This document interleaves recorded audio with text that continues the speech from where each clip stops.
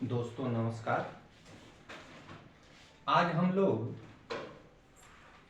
Model paper 3 का वर्णनात्मक प्रश्नों को देखेंगे जो बोर्ड परीक्षा में आ चुका है।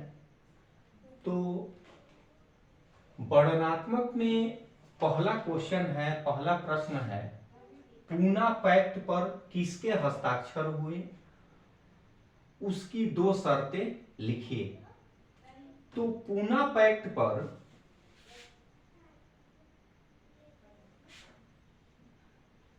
उत्तर इसका है, पूना पैक्ट पर 24 सितंबर 1932 को 32 ईस्वी को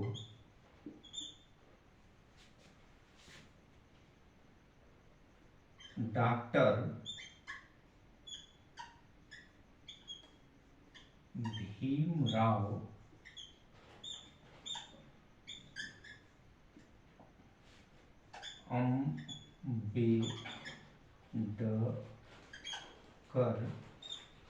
भीमराव अंबेडकर और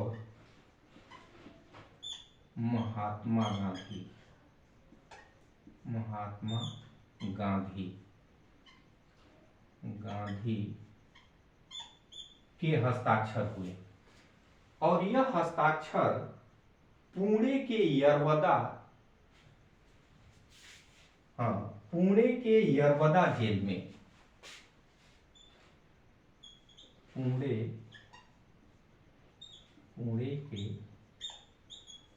यरवदा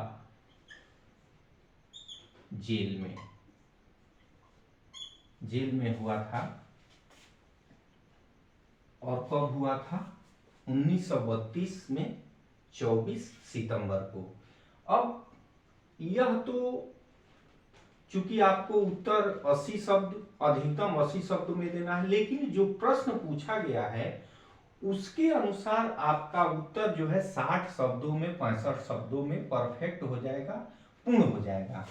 तो आपने पहले प्रश्न का उत्तर दे दिया कि पूना पैक्ट पर किसके हस्ताक्षर हुए। तो पूना पैक्ट पर भीमराव अंबेडकर और महात्मा गांधी के यरवदा जेल में 24 सितंबर 1932 को हस्ताक्षर हुए थे। अब कह रहा है कि उसकी दो शर्तें लिखिए। तो ये दो जो शर्तें थी, अंबेडकर ने कहा था कि अंग्रेजों से कि एसी एसटी के लिए अलग से निर्वाचक मंडल की स्थापना करके अलग से चुनाव कराया जाए, जिसपे महात्मा गांधी ने अनशन कर दिया। पूरे देश में जो है इसका विरोध किया और इस बात को मनाने के लिए उन्होंने धरना प्रदर्शन किया, आंदोलन किया। तब भीमराव अंबेडकर और महात्मा गांधी दोनों एक जगह एक दूसरे को समझने के लिए इकट्ठा हुए पुणे के यरवदा जेल में। पहला शर्त था कि जो अंबेडकर ने कहा था कि एसी एसटी मतलब अनुसूचित जाति, अनुसूचित जनजाति के लिए अलग से निर्वाचक मंडल, मतलब एक ऐसा संगठन हो जहां जो अनुसूचित जाति के लिए अलग से चुनाव कराए और वही चुनाव में खड़ा हो, उसमें कोई दूसरा जो है भाग न ले। लेकिन महात्मा गांधी ने विरोध किया। तो महात्मा गांधी ने कहा कि नहीं, हम जो है आपके लिए ब्रिटिश गवर्नमेंट से ये प्रयास करेंगे कि विधानमंडल में आपके लिए सीटों को सुरक्षित कर दिया जाए, अर्थात चुनाव में जो चुनाव होते हैं, जो उसमें सीटें होती हैं, उसमें बढ़ा करके और आप वहां से जो है कि चुनाव लड़ सकते हैं। तो पहला था कि प्रांतीय और केंद्रीय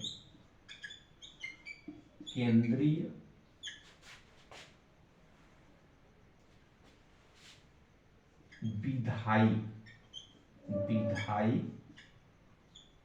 परिषदों में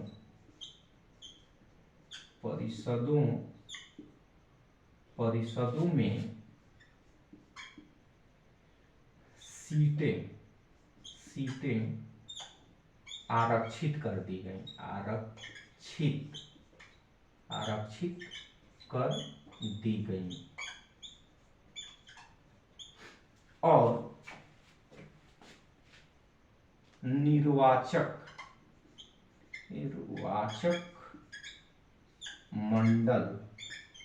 मंडल का प्रस्ताव समाप्त कर दिया गया। निर्वाचक मंडल का प्रस्ताव समाप्त कर दिया गया। या जो अंबेडकर का पहला शर्त था निर्वाचक मंडल बनाने के लिए, वह जो है त्याग दिया गया, उसको समाप्त कर दिया गया। दूसरा शर्त था कि विधानमंडल में, विधानमंडल का मतलब यह जो कानून बनाने वाली संस्था पार्लियामेंट, विधानमंडल में सीटों की संख्या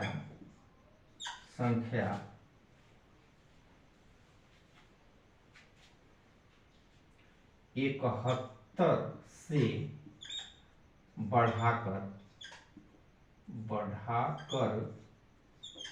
148 कर दी गई, 148 कर दी गई। अर्थात सीटों की संख्या में लगभग 18% की वृद्धि की गई। मतलब वहां उन सीटों से केवल एसी एसटी अनुसूचित जाति और अनुसूचित जनजाति के लोग ही चुनाव लड़ सकते थे। उनके लिए मतलब 71 से बढ़ा करके 148 कर दी गई। और अब यह आप समझिए कि ये दो मुख्य शर्तें हैं, इतना ही से आपका जो है उत्तर पूर्ण हो जाता है। लेकिन कुछ एक्स्ट्रा अगर आपको जानकारी हो तो आप जो है लिख सकते हैं। जैसे वर्तमान समय में अनुसूचित जाति और अनुसूचित जनजाति के लिए लोकसभा में 131 वर्तमान में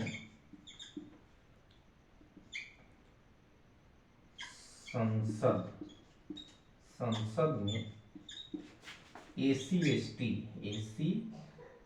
एसटी के लिए 131 सीटें सुरक्षित हैं।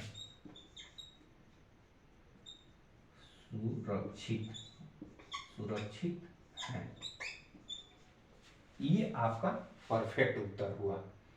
आप इतना लिखेंगे और साफ साफ सुंदर लिखेंगे तो 4 में 4 नंबर कोई भी काट नहीं पाएगा, आपको निश्चित 4 में 4 नंबर मिलेगा। अब हम समय न गंवाते हुए दूसरे क्वेश्चन की तरफ चल रहे हैं और आप इस क्वेश्चन का आंसर कॉपी पे लिखा हुआ भी देख सकते हैं। 65 शब्दों में हमने इसका उत्तर आपको दिखाया है।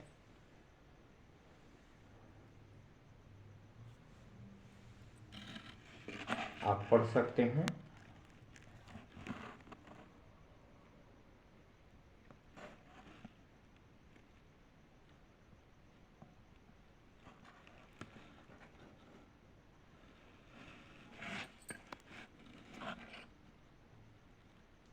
ठीक है, अब हम अगले क्वेश्चन की तरफ चल रहे हैं। अगला प्रश्न जो बोर्ड परीक्षा में पूछा गया है या 24 में पूछा जा सकता है, अगला है, क्वेश्चन लिखते रहे हैं जिससे आपके दिमाग में बैठ जाए।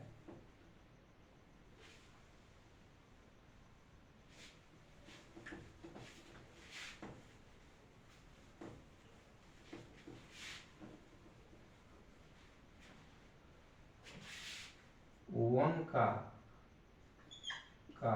अथवा, मतलब अगर पहला क्वेश्चन नहीं करते हैं तो आप जो है इसके बाद वाला क्वेश्चन कर सकते हैं। तो अथवा क्वेश्चन है, जैव और अजैव जैव और अजैव अजैव संसाधन क्या होते हैं? संसाधन क्या होते हैं? प्रश्नवाचक चिन्ह होते हैं। कुछ उदाहरण दीजिए। कुछ उदाहरण दें। ये था एक का। अब देखिए जैव और अजैव, तो आप उत्तर में लिखेंगे पहले जैव संसाधन संसाधन संसाधन का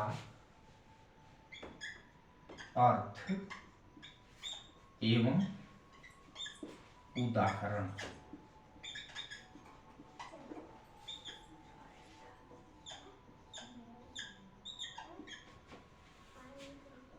तो जैव संसाधन का क्या अर्थ होता है, दोनों का अर्थ आप अगर बता देंगे, दोनों का क्या मीनिंग होता है, तो अंतर अपने आप स्पष्ट हो जाएगा। तो वह प्राकृतिक जीव या वह प्राकृतिक तत्व जिसमें जीवन है, जो जीव मंडल में निवास करता है, जिसका मानव उपयोग कर सकता है या मानव के लिए उपयोगी है, या मानव जो है तकनीकी और अपने ज्ञान के उपयोग से, प्रयोग से उस जैव संसाधन का अपने किसी भलाई में, अपने किसी कार्य में उपयोग कर सकता है, उसे जैव संसाधन का मतलब जिसमें जीवन है और जो जैव मंडल में पाया जाता है, मतलब मानव के वो जो है निकट हो, जिसे मानव प्राप्त कर सके और जिसमें जीवन हो, जो मानव अपने जो है ज्ञान तकनीकी का प्रयोग करके उसे उपयोगी बनाता है, उसे जैव संसाधन कहते हैं, जिससे मानव की आवश्यकता की पूर्ति होती है। उदाहरण के तौर पे जीव, जंतु, पशु,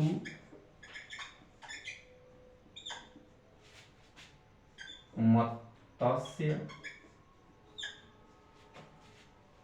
मानव इत्यादि।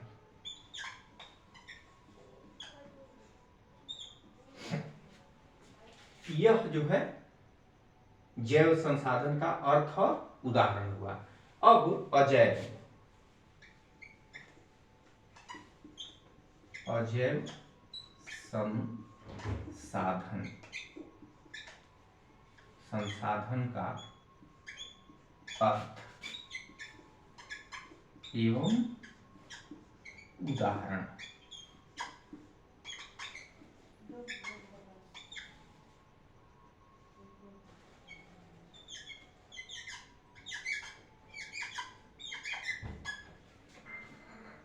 पर्यावरण में वह तत्व जिसमें जीवन नहीं है, अर्थात जो निर्जीव है, जिसमें जीवन नहीं है, जो निर्जीव है, जो भौतिक तत्व है, ऐसे संसाधनों का प्रयोग जिसमें मानव अपने ज्ञान और तकनीकी का प्रयोग करके उसे उपयोगी बनाता है और मानव की आवश्यकता की पूर्ति होती है, मानव के लिए वह जो है लाभकर है, या मानव की आवश्यकता की पूर्ति होती है, उसे अजैव मतलब जिसमें जीवन नहीं है, जो निर्जीव है, जो मानव के लिए उपयोगी है, जो मानव की आवश्यकता की पूर्ति करता है, उसे अजैव संसाधन कहते हैं। उदाहरण के तौर पे हम लिखेंगे जल, जल, खनिज, खनिज, शैल, वायु, भूमि या मिट्टी इत्यादि। अब अजैव संसाधन दो प्रकार के, इसके भी दो प्रकार हैं। पहला है समाप्ति के आधार पर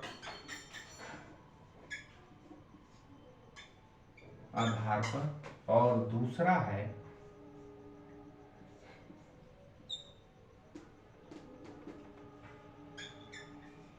असमाप्ति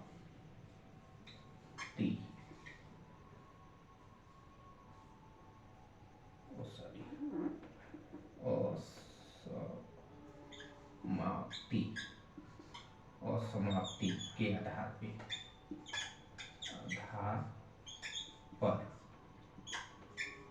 तो वे संसाधन जो समाप्ति का मतलब वे संसाधन जिनका प्रयोग एक बार होता है, उपयोग एक बार होता है और वह धरातल से समाप्त हो जाते हैं, ऐसे संसाधन जैसे शैल हैं, शैल, खनिज, पेट्रोलियम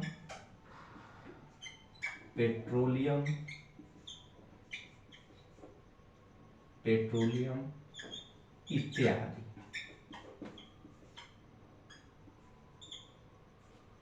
और असमाप्ति जैसे जल, वनस्पति,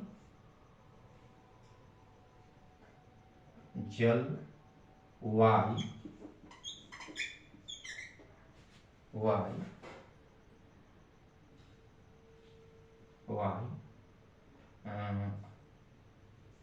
वनस्पति इत्यादि।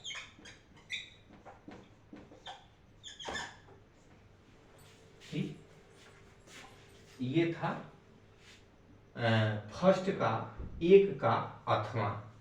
तो आप इस तरह से पहले जैव संसाधन का, फिर अजैव संसाधन का, जैव संसाधन में उदाहरण जरूर लिखिए, अजैव में उदाहरण जरूर लिखिए। और अजैव के दो जो है प्रकार, मतलब दो प्रकार के इसके वर्गीकरण दो भागों में बटा हुआ है, समाप्ति के आधार पे और असमाप्ति के आधार पे। आप इसका जो है कॉपी में लिखा हुआ देख भी सकते हैं।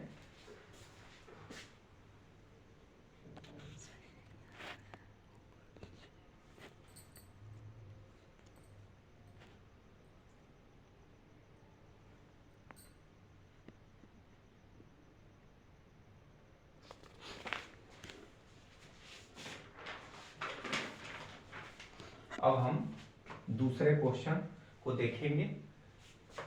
दूसरा क्वेश्चन क्या पूछा गया है?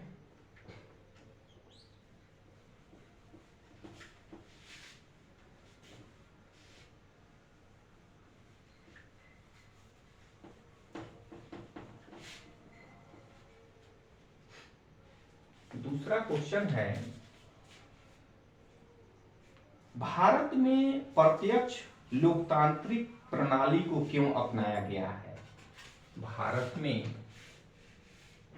दूसरा क्वेश्चन है, भारत में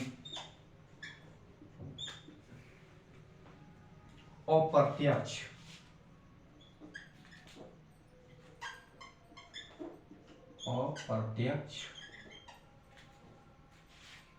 लोकतांत्रिक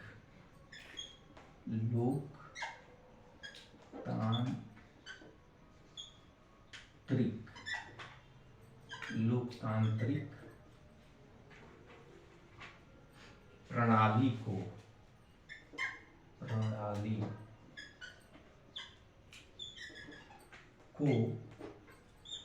क्यों अपनाया गया है? बहुत ही व्यवहारिक, क्यों अपनाया गया है?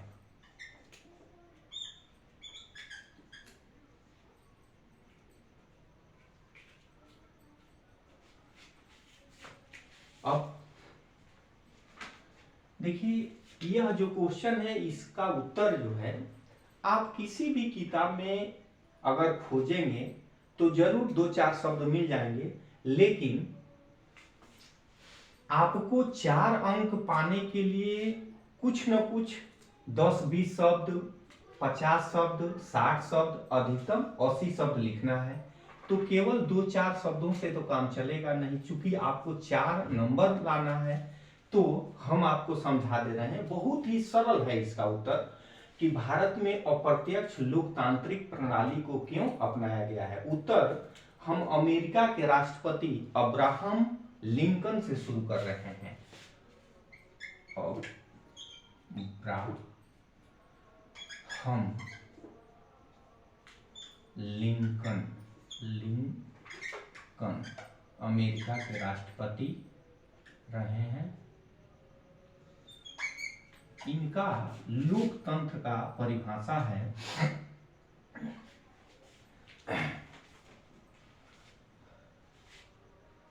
लोकतंत्र जनता का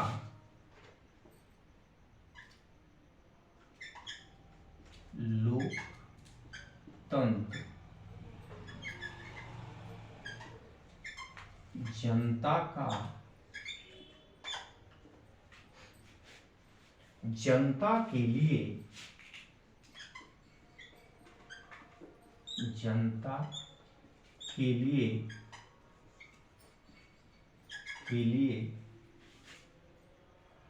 जनता द्वारा शासन है। जनता द्वारा शासन है। ये इन्वर्टेड कामा में हमने लिखा है। अब इसको आप समझ लीजिए, समझ लेंगे तो कभी नहीं भूलेगा कि भारत में अप्रत्यक्ष लोकतांत्रिक प्रणाली क्यों अपनाया गया है। इसका उत्तर भी यहीं से शुरू करना चाहिए। अमेरिका के राष्ट्रपति अब्राहम लिंकन का लोकतंत्र का जो परिभाषा है कि लोकतंत्र जनता का, जनता के लिए, जनता द्वारा शासन है, तो यह परिभाषा बताता है कि अंतिम सत्ता, अंतिम शक्ति जनता में निहित है और जनता ही लोकतंत्र में जनता ही अप्रत्यक्ष रूप से या प्रत्यक्ष रूप से शासन करती है। तो अब इसका आप अर्थ समझ गए हैं। अब लोकतंत्र 2 प्रकार के होते हैं। पहला होता है प्रत्यक्ष लोकतंत्र और दूसरा होता है अप्रत्यक्ष लोकतंत्र। इन दोनों लोकतंत्रों को, प्रत्यक्ष और अप्रत्यक्ष को समझिए पहले, इसी से आपका उत्तर जो है, आपके प्रश्न का उत्तर मिल जाएगा। आपको अपने कॉपी में लिखना भी है यहीं से। तो प्रत्यक्ष लोकतंत्र का अर्थ है कि देश की जो शासन सत्ता है उसमें जनता एक जगह बैठ करके और अधिकारियों का चुनाव करती है। इसमें कोई इनका प्रतिनिधि जैसे सांसद या विधायक नहीं होता है, इनका कोई प्रतिनिधि नहीं हो। ये लोग एक जगह इकट्ठा होते हैं और देश के संविधान में संशोधन करना है, कोई कानून बनाना है या किसी भी प्रकार की कोई सामाजिक समस्या है उसका निदान करना है, तो जनता एक जगह, एक हाल या एक मैदान में इकट्ठा होती है और सर्वसम्मति से निर्णय लेती है कि क्या करना है, जैसे स्विट्जरलैंड में होता है। लेकिन प्रत्यक्ष लोकतंत्र वहीं पे सफल हो सकता है जो छोटे देश हैं जिनकी जनसंख्या बहुत कम है, जैसे स्विट्जरलैंड है। वहां पे कोई भी कानून में संशोधन है, संविधान में संशोधन है, कोई भी निर्णय करना है तो जनता स्वयं करती है, न कि जनता के द्वारा निर्वाचित प्रतिनिधि जैसे अप्रत्यक्ष में होता है। अब आपको थोड़ा थोड़ा जो प्रश्न है उसका उत्तर जरूर समझ में आने लगा होगा।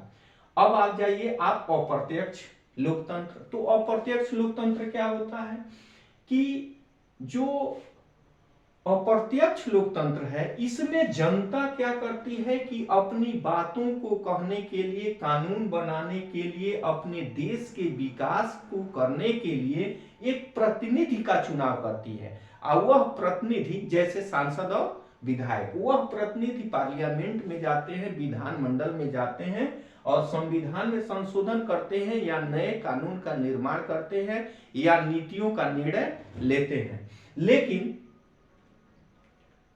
अंतिम रूप से जो सत्ता है, जो शक्ति है, वह भी जनता में ही 5 साल के बाद आकर के निहित हो जाती है। अब भारत में क्यों अपनाया गया? क्योंकि भारत एक विशाल देश है। यहाँ जो है कि जनसंख्या का विशाल जमाव है, जहाँ जो है प्रत्यक्ष रूप से लोकतंत्र सफल नहीं हो सकता है। न सभी लोग पढ़े लिखे हैं, यहाँ शिक्षा का भरमार है। नीतियों का निर्णय करने या कानून में संशोधन करने में जो है बहुत दिक्कत आएगी। इसलिए ये एक अपना प्रतिनिधि चुनते हैं जो पार्लियामेंट में कानून बनाता है या संविधान में संशोधन करता है या देश पे शासन करता है। तो चूंकि भारत एक विशाल देश है, यहाँ की जनसंख्या विशाल है जो एक जगह इकट्ठा नहीं हो सकती, चूंकि अशिक्षा भी है, गरीबी भी है, हर आदमी का बौद्धिक स्तर अलग अलग है। इसीलिए इस समस्या को दूर करने के लिए अप्रत्यक्ष लोकतांत्रिक प्रणाली को अपनाया गया है। अब हम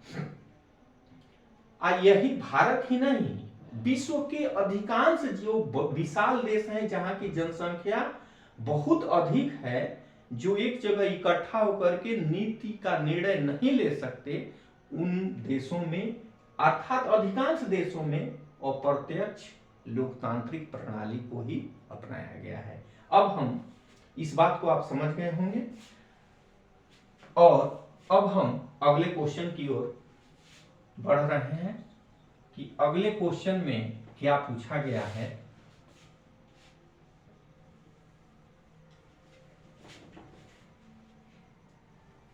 अगला क्वेश्चन है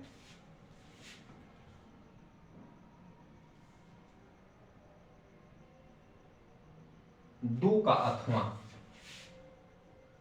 दो का अथवा, दो का अथवा है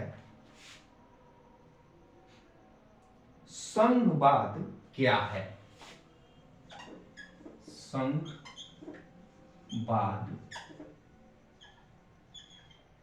संघवाद क्या है?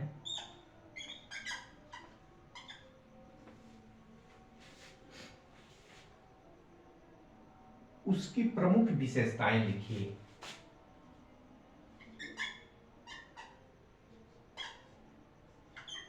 उसकी प्रमुख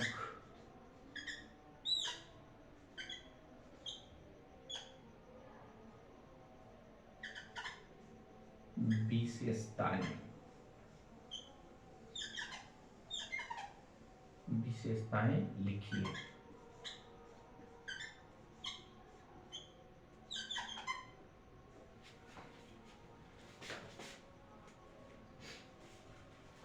हाँ, तो उत्तर में आपको पहले लिखना है संघवाद। संघवाद का अर्थ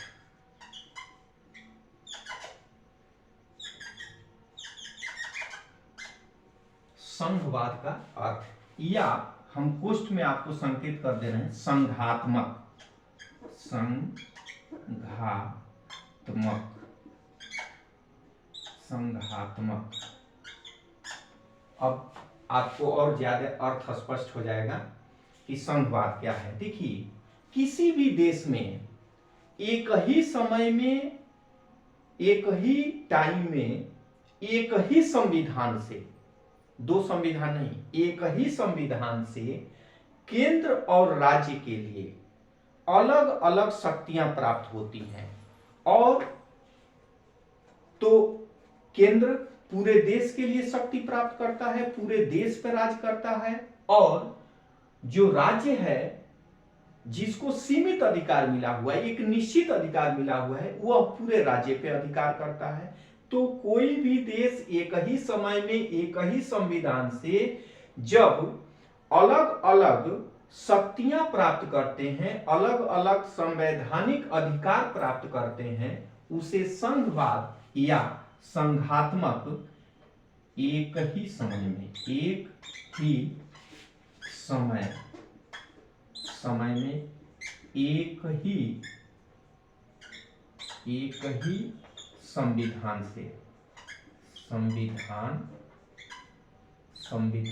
से जब कोई राष्ट्र, जब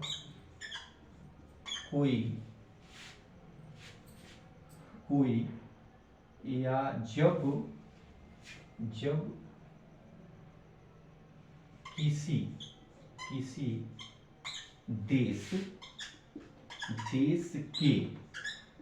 देश के केंद्रीय सरकार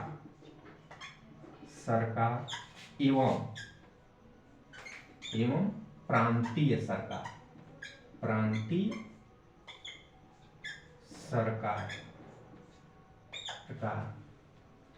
एक ही समय में एक ही संविधान से जब किसी देश के केंद्रीय सरकार एवं प्रांतीय सरकार अलग अलग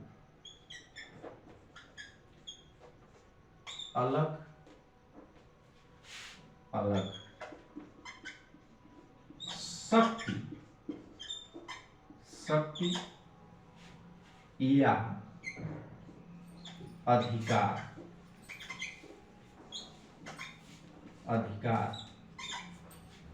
के तहत शासन करते हैं या कार्य करते हैं,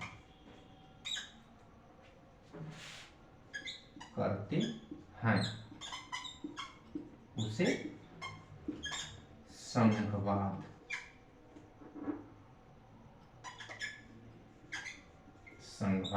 कहते हैं। ठीक, अब कह रहा है कि उसकी प्रमुख विशेषताएं लिखिए। तो आपको हम बता दें कि संघवाद या संघात्मक शासन प्रणाली या व्यवस्था की क्या प्रमुख विशेषताएं होती हैं। तो भारत के परिप्रेक्ष्य में ही सुन लीजिए। भारतीय संघ को एकीकृत संघवाद, एकीकृत कहने का मतलब यह होता है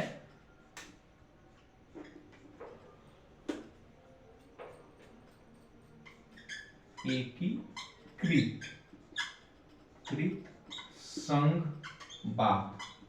इसका मतलब यह होता है कि भले ही राज्य को अधिकार प्राप्त है अलग से शासन करने का, लेकिन संविधान एक है। और जब आवश्यकता केंद्र को यह महसूस होता है कि फला कानून पूरे देश के लिए जरूरी है, तो राज्य का जो अधिकार है वह गौण हो जाता है। इसलिए जो है भारतीय संविधान को एकीकृत या भारत के संघवाद को एकीकृत संघवाद कहा जाता है। दूसरी विशेषता है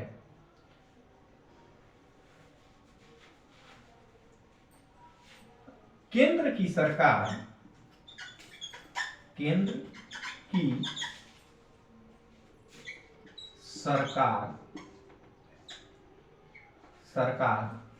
विशेष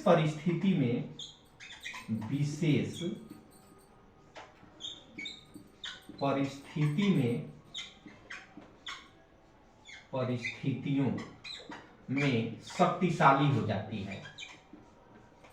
शक्तिशाली जैसे बाहरी युद्ध के समय या आर्थिक संकट के समय। तीसरा है तीसरा है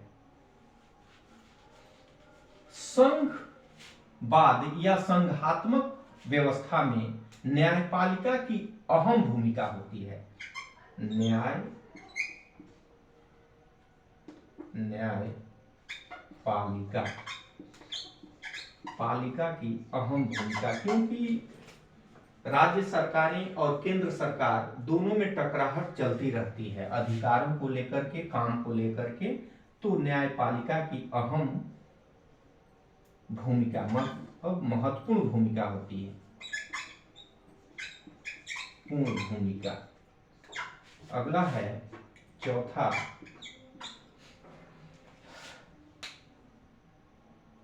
राज्यों के लिए अलग संविधान नहीं होता है। राज्यों के लिए भी एक ही संविधान, एक ही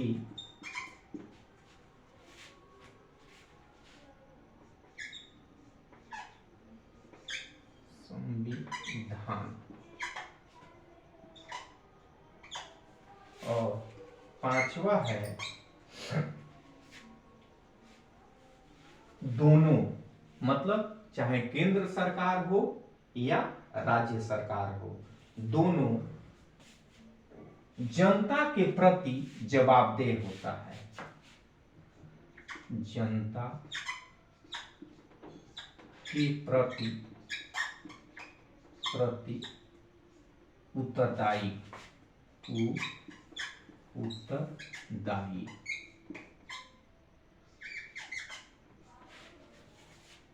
ये था प्रमुख विशेषता और ये था संघवाद का अर्थ या संघात्मक शासन प्रणाली का अर्थ। अब यदि आप इतना लिखते हैं तो मेरा विश्वास है कि आपको, और राइटिंग भी अच्छी होनी चाहिए कि टीचर पढ़ ले और देख करके लगे कि हाँ कोई पढ़ने वाला लिखा है, तो निश्चित है कि आप 4 में 4 पाएंगे और आपका बिल्कुल भी नंबर नहीं कटेगा। मेरा ये दावा है। आज बस इतना ही, हमने आपको अथवा करके 4 क्वेश्चन बताए, उसका अर्थ, और हमने लिख करके भी आपको दिखाया। आज बस इतना ही। कल पुनः 4 क्वेश्चन का उत्तर आप देखेंगे कि कैसे लिखा जाएगा। और देखिए सबसे बड़ी चीज, अधिकतम 80 शब्दों में आपको उत्तर देना है, लेकिन अगर आप सही से उत्तर लिखेंगे तो 60 शब्द में आप परफेक्ट उत्तर लिख सकते हैं। यही मेरे बताने का और समझाने का प्रमुख या विशेष बात है कि मैं जो है सोचता हूं कि कम समय में आप जो है परफेक्ट उत्तर लिख सके। आज बस इतना ही। धन्यवाद।